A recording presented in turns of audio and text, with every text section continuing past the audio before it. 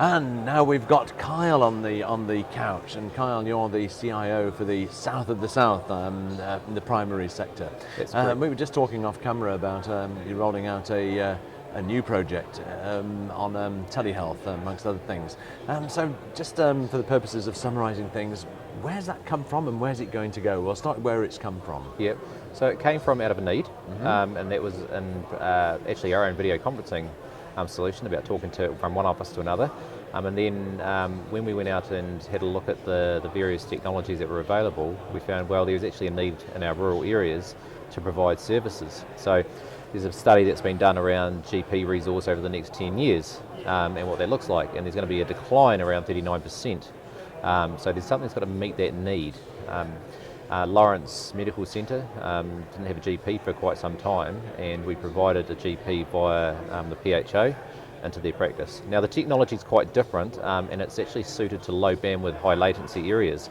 So we ran the whole pilot on ADSL, which was, we were going to make sure if we're going to do a trial, we're going to do it with the lowest common denominator in connectivity. And why did you pick Lawrence of all places? What was that was where they had a gap, and they were open to having this project run in their practice. Yeah. And we were talking before as well, of course, in the middle of winter when things go completely wrong, there's quite a few towns which would isolate themselves beautifully. Yeah. And even from continuous medical education, providing that, a lot of the clinicians can't get to anywhere.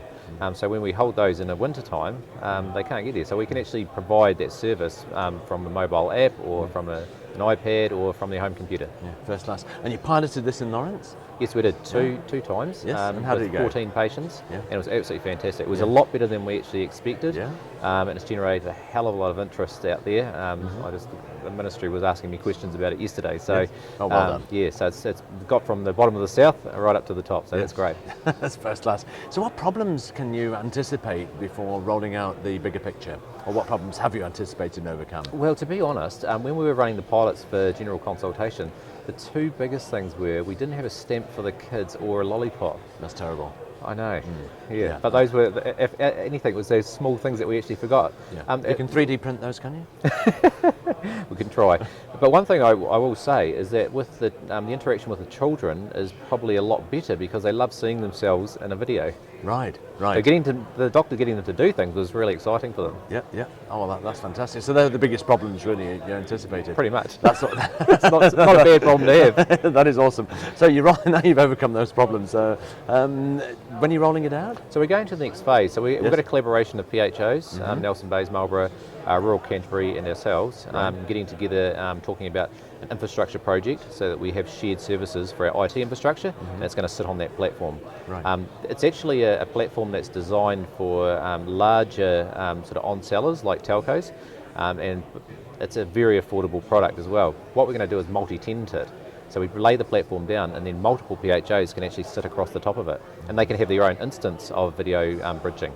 The good thing about it is that we can actually bridge with other networks like Vivid Solutions now, and we've proven that. John Garrett was with me during that during a session about 2 days ago. So, very good. And he just came straight in off of the Solutions endpoint. It was great. And John, of course, we were talking before. He's a paediatrician in Christchurch who's done a lot of telehealth helping over in the West Coast in particular. So most definitely. Yeah, that's brilliant. I've had a lot of guidance from John and provide a lot of feedback back to him. So we've both got value out of that relationship. It's really good. And I presume once this is rolled out, it can be used for primary to secondary interface, primary primary interface, peer support, education. Are there any limits to this? Yeah, brief intervention service, and the end goal would be to get it right into the home.